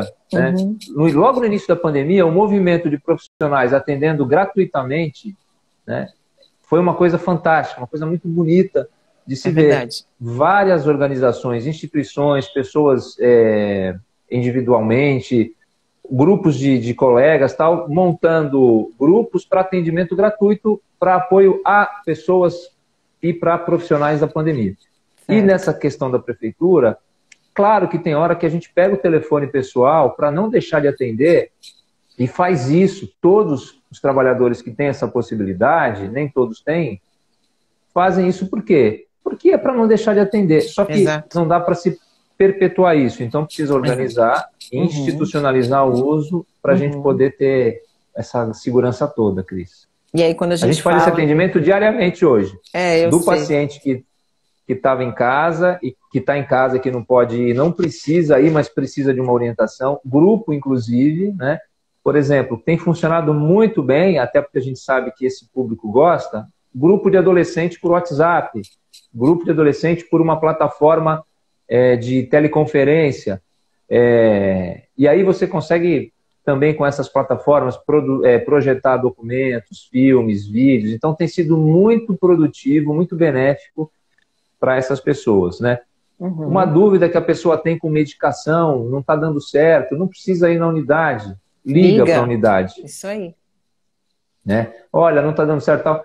O médico não está aqui agora, liga amanhã ou nós vamos ligar assim que ele chegar. A gente tem feito isso bastante, né? E da própria unidade também, os profissionais estando na unidade, fazendo esse atendimento individual, o apoio familiar, como você bem falou. Por telefone ou em grupo também. Por telefone também. Tá, então o teleatendimento está acontecendo, ainda que não seja de uma maneira bem estruturada, como a gente falou, mas está em caminhos de, né? Estamos já conversando sobre isso, e isso já é muito bom, mas já está acontecendo. Sim. Tem uma outra questão, é que os telefones de qualquer instituição hoje, eles servem para aquilo que eles sempre serviram, quer dizer, não para atendimento de um modo geral. E eles continuam sendo ferramentas administrativas, ferramentas para contatos outros, e que a gente também tem que fazer essa gestão. A gente não pode, olha, a partir de hoje o telefone da unidade é só para teleatendimento. É impossível fazer isso. Repito, a pandemia chegou, e com ela chegam várias questões importantes, problemas que a gente vai se adaptando agora para o restante da nossa caminhada aí para o futuro. Né? Ótimo, maravilha.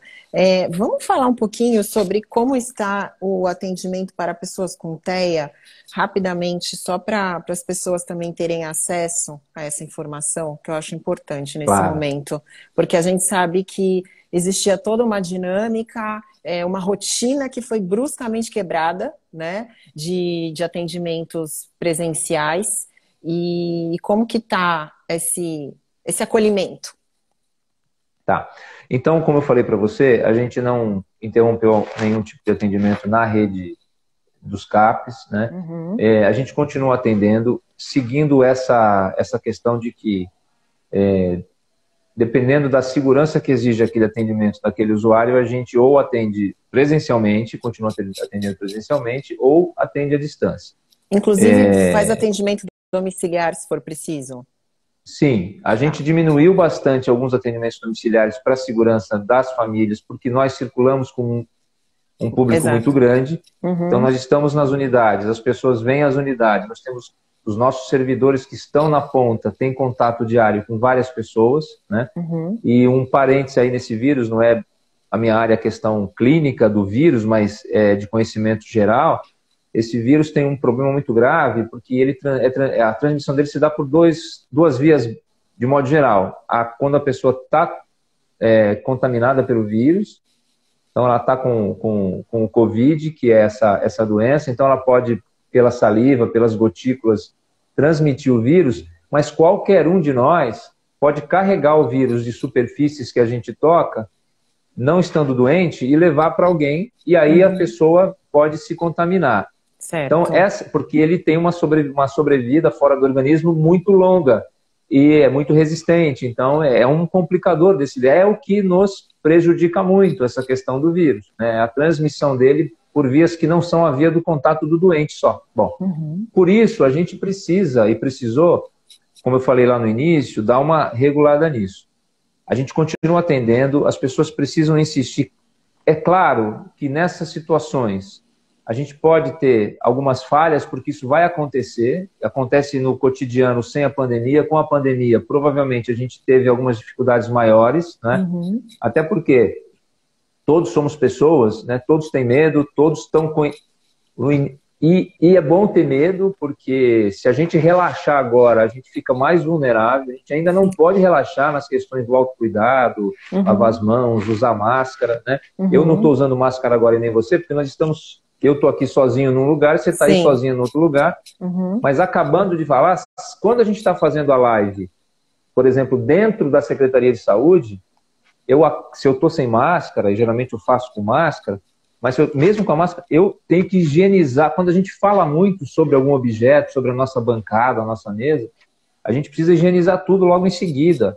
Chegou para trabalhar, todo dia, quando eu chego na Secretaria de Saúde, a primeira coisa que eu faço é entrar, lavar as mãos no banheiro, fazer a higienização com álcool na minha mesa, no teclado do computador, no mouse, com cuidado, né, para não borrifar e não estragar o equipamento, mas com bastante cuidado, limpar tudo antes de usar. Né? Isso a gente vai ter que continuar fazendo por muito tempo. Por muito tempo. E o uso de máscaras. Vai virar parte da nossa rotina. Os autistas são um público, as crianças e alguns adultos com transtorno do espectro do autista, são um público extremamente vulnerável também. Né? São pessoas que precisam de atenção mais específica voltada às suas questões, né? Assim como outras pessoas que têm algum tipo de deficiência ou algum tipo de questão, e a gente sabe que essa dificuldade na pandemia, ela aumentou em demasia para as famílias que precisam ficar com essas pessoas em casa, não é?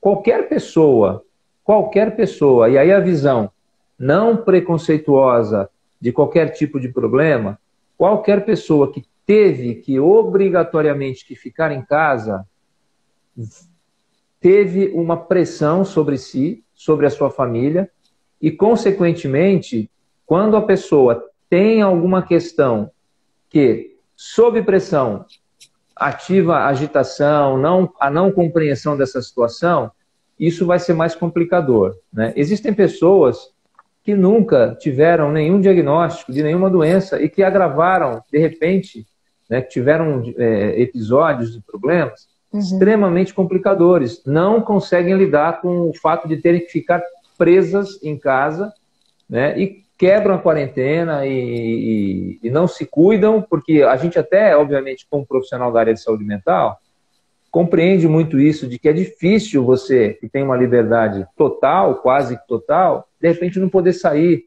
um fim de semana se você está trabalhando. Muita gente não pôde continuar trabalhando, isso influencia demais a questão emocional, mental, porque emocional, você está em casa, mas eu não tenho... Até você criar uma rotina, se acostumar, é muito difícil, porque são anos e anos e anos vivendo de uma forma e, de repente, a gente costuma conversar que muitas pessoas se sentiram aprisionadas e, o pior, com a chave da cadeia na mão. Quer dizer, você pode, na teoria, sair, mas não deve sair. Você está com a chave da sua cela, entre aspas, e não pode sair. É muito difícil lidar com isso. Se alguém tranca você na sua casa e leva a chave, até a questão psicológica é diferente, né? E você tem que lidar com essa coisa do eu preciso entender, aceitar, compreender. Para isso precisa de apoio, né? A família das crianças com autismo, as próprias crianças, né? E a gente é pego de surpresa e tem que ir criando, desenvolvendo, e isso só se dá com a conversa. A gente aceita críticas, a gente sempre vai aceitar, né? A nossa coordenação trabalha sempre de uma maneira que eu tento, por exemplo, se eu recebo isso de vez em quando, olha, Capistal não atendeu uma pessoa lá. Eu falei, ótimo, me fala qual é a pessoa, qual é o nome da pessoa, porque sabendo qual é o caso, sabendo qual é a criança que está com dificuldade, qual é a família que está com dificuldade, a gente consegue entender o caso concretamente. Identificar e chegar na família, né? Não adianta e depois resolver, porque tem casos que resolvem vários outros. Exatamente. Né? Quantas crianças, então, a gente tem nesse perfil? Exatamente. Mas tem algumas reclamações que chegam assim, o CAPS não atende, não está atendendo, não faz nada. Isso não é verdade. Por isso que é importante ter nome, sobrenome, e não é para a gente só saber e atender a pessoa. Lógico, né? lógico. Não tem revanchismo, a gente não admite isso, a gente tem que estar preparado, inclusive para ouvir críticas pesadas, porque isso faz parte, e só assim a gente vai melhorar. Mesmo porque é direito, né? Precisa ser garantido. Exatamente, exatamente. E aqui a Naira Rodrigues, do CAPS Tô Ligado, disse que hoje fazemos atenção prioritária aos usuários com agravos. Você quer falar sobre isso? Naira, beijão para Naira. Naira é chefe do Tô Ligado, né? É uma pessoa com deficiência, é uma pessoa fantástica, né? É um exemplo de profissional. Tiro o meu chapéu, né, para essa pessoa. Ela é muito, muito dinâmica, é uma pessoa que entende, né, bastante, porque sofreu muito isso e consegue estar no lugar da pessoa com deficiência. Então, ela tem essa visão bastante ampliada, né, em relação aos cuidados que as pessoas precisam ter. Né? A Naira, ela tem uma deficiência visual total e é uma das pessoas que mais enxerga na vida que eu já conheci, de verdade, né? Verdade. Porque ela tem essa... E tem gente que acha que não. Né? Quantas vezes Naira me guiou? Muitas. Muito mais do que eu a ela. Exatamente, exatamente. E a gente, bem lembrado por ela, quanto mais grave o caso, quanto mais necessidade a pessoa tem, mais prioridade ela tem que ser para nós. Procurou, não se sentiu bem atendida, tem alguma questão, pode te procurar, pode me procurar.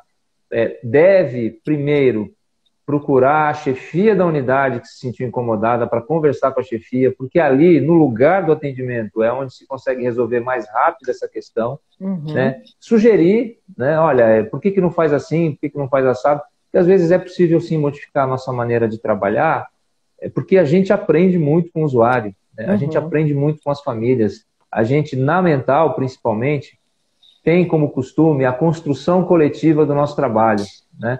A gente tenta fazer tudo combinado, né? Sustentar combinados e todos os protocolos, as maneiras de trabalhar, além das oficiais, ministeriais, municipais, mas os combinados dos fluxos da maneira de atender, tudo entre a gente, né? Não tem o coordenador que manda fazer e acabou, não. E a gente, na mental, historicamente, né? A mental é forte no trio trabalhador, usuário e familiar. A gente não pode perder isso. Então, quem ainda não teve a oportunidade de conversar dentro da unidade para expor questões, né? Não precisa nem ser o dia do atendimento. Tentar ligar, eu preciso aí marcar para conversar um pouco com vocês do que eu acho que não está legal. Façam isso, procurem a chefe da sessão ou chefe da sessão para que a gente possa aprimorar, escutar as pessoas, levar isso. A gente tem fórum de trabalhador da saúde mental. Agora, por conta da pandemia, a gente não está realizando presencialmente, né? Mas existe um encontro mensal de todos os trabalhadores que se dispõem aí da saúde mental.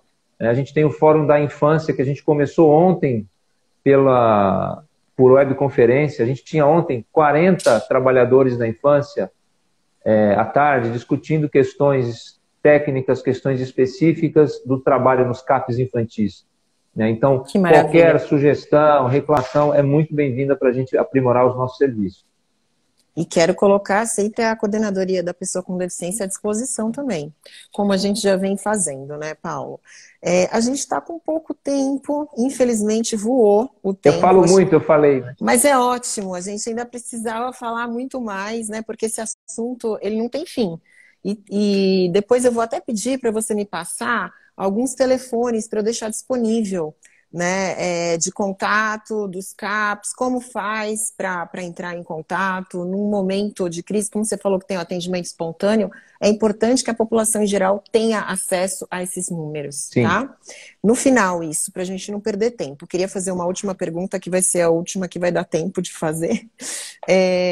Eu gostaria de saber um pouco sobre o apoio matricial, né, que acontece entre a saúde mental, a atenção básica e a escola, que eu acho que é muito importante a gente falar nesse momento. Tá. O apoio matricial, ele é uma estratégia que a gente chama de cuidado em rede, né? A saúde mental, a atenção básica e todas as áreas, níveis de atenção na saúde, elas não se constroem sozinhas e não se aplicam sozinhas. A estratégia de matriciamento, ela se dá. O que é o matriciamento? Né? É uma expressão utilizada para definir uma equipe dentro de uma unidade ou equipes também de uma mesma unidade ou entre unidades ou de saúde ou intersetoriais, quer que pode ser saúde com educação, como você colocou, com assistência social, com a atenção básica, para desenhar estratégias sobre determinado caso. Então, se a gente tem uma criança numa escola que tem determinada questão, a gente pode e deve ouvir a escola, ouvir a atenção básica, ouvir o CAPS, né? Se é uma criança, por exemplo, que passa por uma neurologista, que é o caso de muitas crianças com TEA, ouvir a atenção especializada e ver de que forma a gente pode melhorar o atendimento dessa criança. Então, fazer esse atendimento em rede mesmo. Isso. Tem uma certa confusão de que o matriciamento é uma equipe ensinando a outra ou um profissional ensinando outro. Não é isso o conceito. Às vezes acontece, claro, de alguém perguntar, mas eu não sei fazer. A gente pode, dentro do matriciamento, tanto receber ensinamentos técnicos como passar ensinamentos técnicos. Mas o matriciamento em si é receber várias informações sobre aquele caso, né? Juntar essas informações. Por quê? Porque a pessoa, ela não é a pessoa só em crise, né? E o que é uma crise, né? Por exemplo, até uma oportunidade de falar rapidamente, né? A gente trabalha muito em redução de danos na área de saúde mental, né? Uma estratégia importante que ficou muito famosa aqui em Santos na estratégia de cuidado com HIV. A redução de danos, por exemplo, é entender. Você pega uma moça que chega numa unidade de saúde, álcool e drogas, uma adolescente, isso acontece muito no Tô Ligado, extremamente debilitada, com uso muito grave de uma substância, às vezes até fazendo tráfico de drogas para algum tipo de organização, alguma coisa assim, e a tendência que a gente tem é achar que num passe de mágica a gente vai resolver essas questões só com medicamento, somente com atendimento psicológico e ponto final.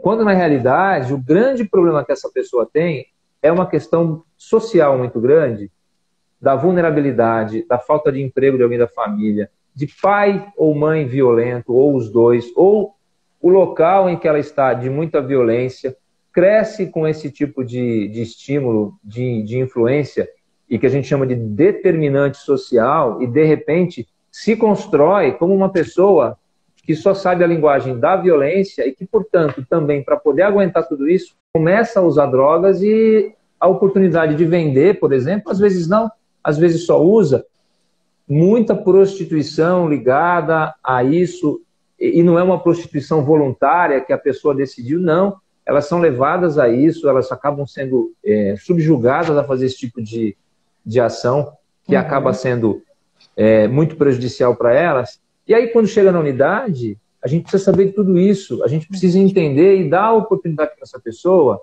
modificar a sua vida, tá?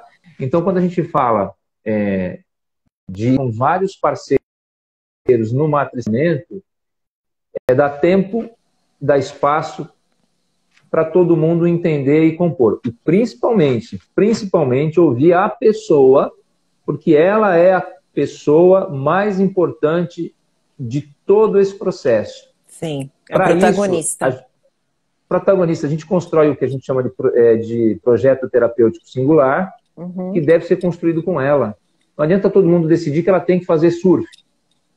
Se ela não quer fazer surf. O que você quer fazer? Ah, não quero fazer nada. Ah, mas aí você vai com calma, né, trazendo e tal. E é isso.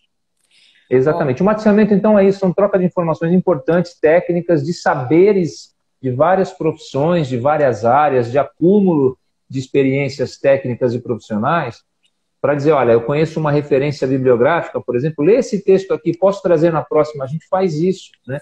Para as pessoas... E a pessoa só tem a ganhar, dividirem, né? Com esse compartilhamento de ideias, não segmentação de ideias, né?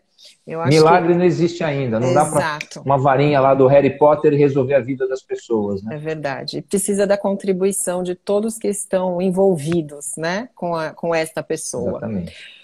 Paulo, muito obrigada. A gente tem 1 minuto restante aqui, que estão me avisando. O Instagram, ele é assim, ele termina a hora que ele quer. Eu quero agradecer a participação de todos. Vou te enviar algumas perguntas que não deram tempo de serem feitas aqui.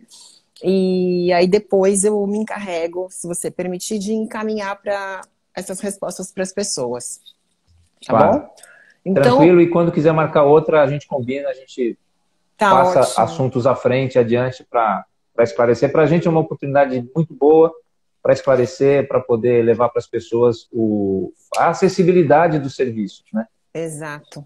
Então, mais uma vez, te agradeço muito por essa aula, e gostaria de dizer que quero ser sua parceira nessa jornada aí, pandêmica e pós-pandêmica, enquanto Deus me permitir neste cargo aqui, tá bom?